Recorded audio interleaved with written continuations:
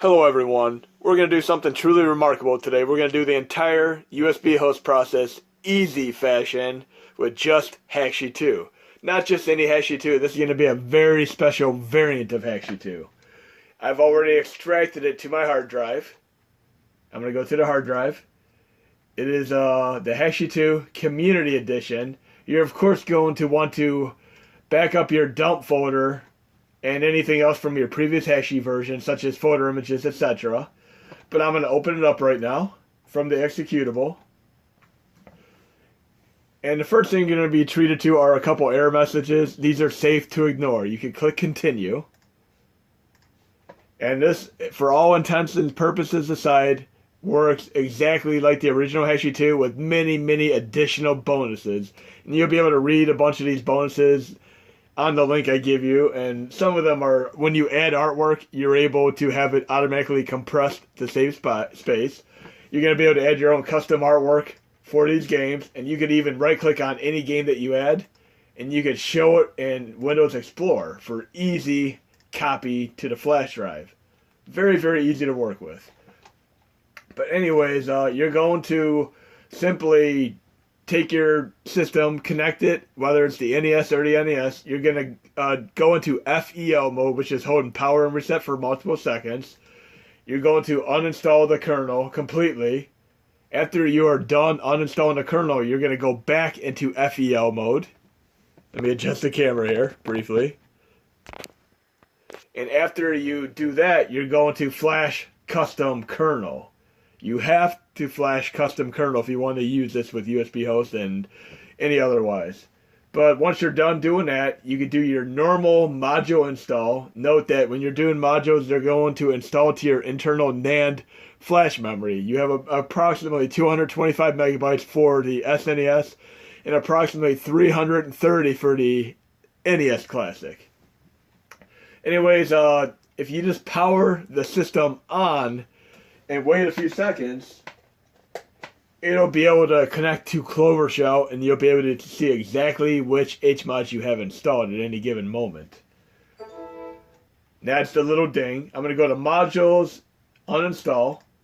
As you see, I have 2048, MAME 2003, Pico Drive, PPSS PP, and Retroarch FF MPEG. Note there is a megabyte limit to how many you could install at a time. This is roughly 60 megabytes. So you're going to want to install a couple at a time if they're larger ones, like the Retroarch and PPSP. Should I say PPSSPP? Otherwise, you're going to get an invalid kernel size. So you're going to install the kernels, install the modules, use an FEO mode, which would be the power and reset for a few seconds. Then you could select the ones you'd like to install. And I'll install a random one here. We'll install the Atari 7800 one right now. It needs to be in FEO mode, so I'm going to power it off and go into power and reset at the same time.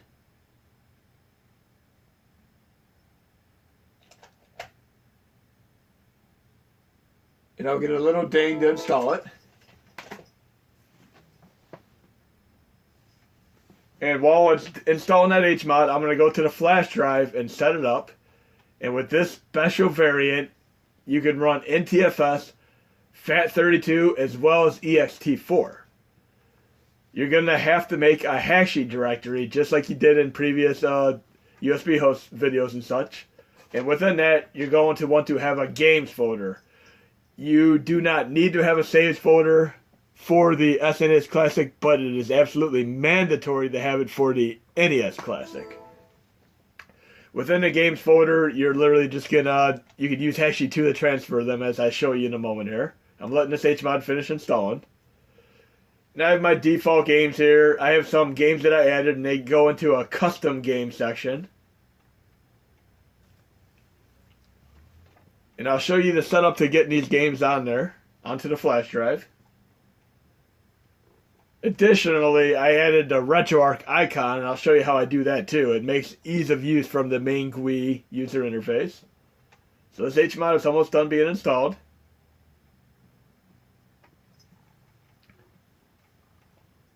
And the only reason you'd have to use Hakchi1 at this point is for the SD process, for the U-boot.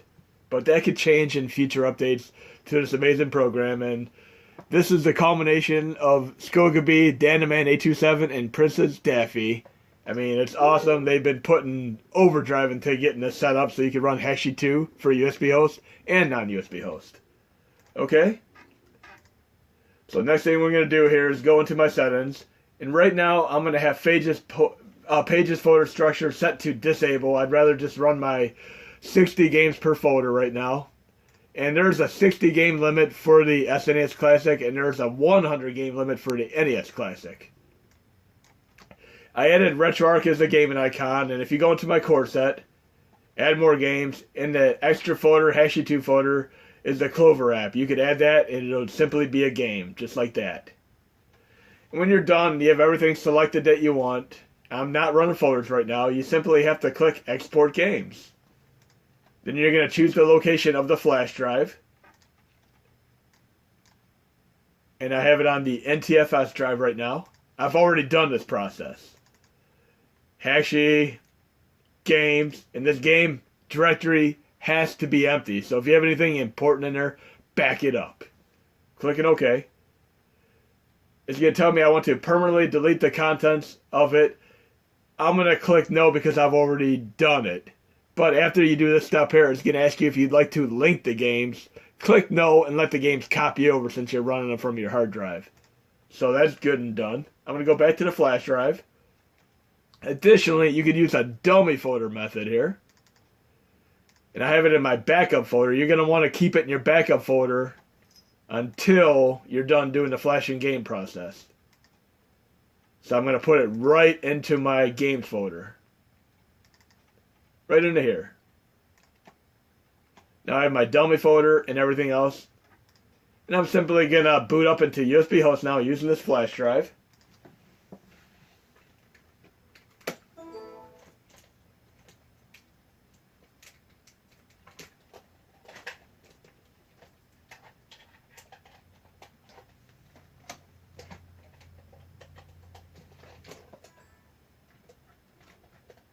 So I'm powering the system off and then back on to get the proper boot.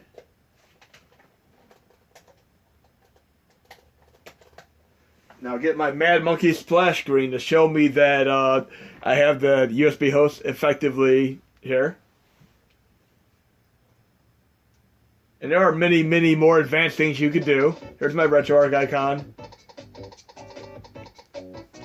Okay, so what I'm going to do now is open Retroarch here. And I can load cores right from here, except for the PSP core. It will not load from here. You have to load it from the main user interface. But I can load another core, such as Arcade MAME 2003. Then I can go to Low Content, Start Directory, and there's my dummy folder right there. MAME, 1942, Load Archive, MAME 2003. This is an effective way to have many games in a directory this way. My screen is slightly cut off. Let me adjust this a little bit.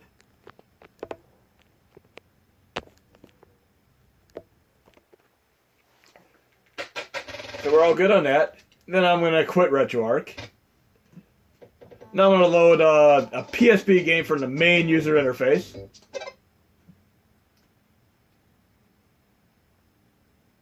And this is a Need for Speed. This is my Phase 2 test video. And you're going to want to go into Retroarch options once this is set.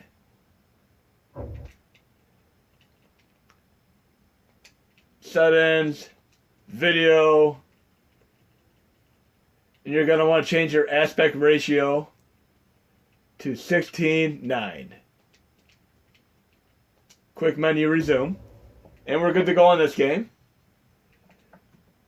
And when you're done playing the game, you're going to have to use my Trojan method that I employed to exit the game. You're going to have to go to load core, and you can watch my Phase 2 and 3 test videos to see how I do this.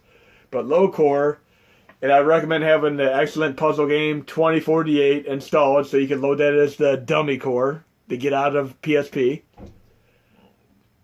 I started the core. Then I'm simply going to quit Retroarch doing that. Now we're going to load Mega Man Powered Up, a game I did not yet show in the test video.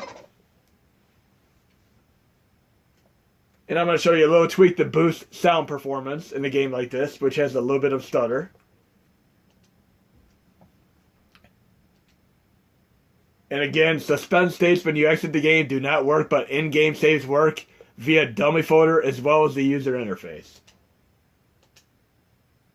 And bilinear filtering does not work on every game. You could adjust it accordingly per game. It'll look better if it does work, but you have graphical glitches if it does not work. So first thing I'm going to do is go to options. I'm going to lock my CPU speed to 333 megahertz, which is a pseudo overclock right there. I'm going to turn auto frame skip on and set it to 1, and this will help you in some of the slower games.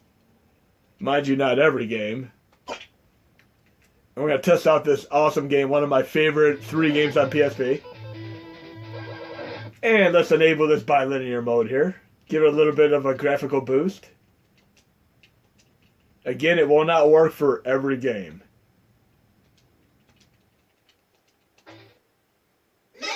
Now we have the better graphics with the bilinear filter.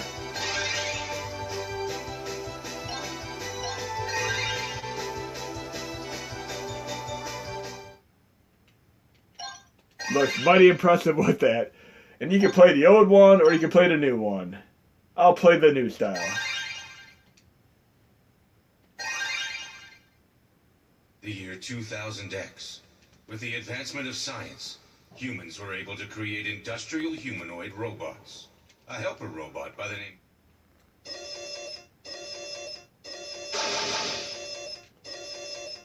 I've been looking all over.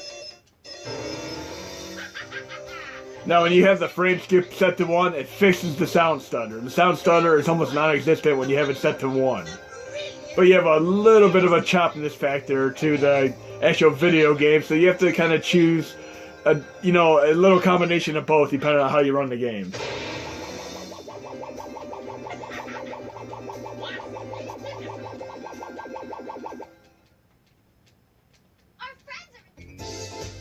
See, the sound stutter is almost non-existent. It sounds amazing. So again, I'm in options. And I have frame skip set to 1, auto frame skip set to enabled. I have lock CPU speed set to 333 megahertz. And then of course I have bilinear filter enabled for this one in video. And the aspect ratio set to 16:9. So we're all good to go on this particular game, and each game could employ a variety of different settings depending on what game it is.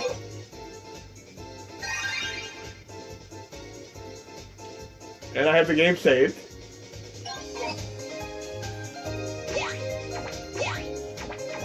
If I want to get rid of some of that choppiness there, I could go back into options, and this will vary on game. I'll disable the frame skip.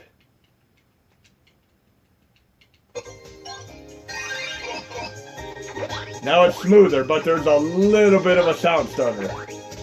Not enough to really annoy me though. But when you're playing turn-based RPGs, that frame skip will be more beneficial.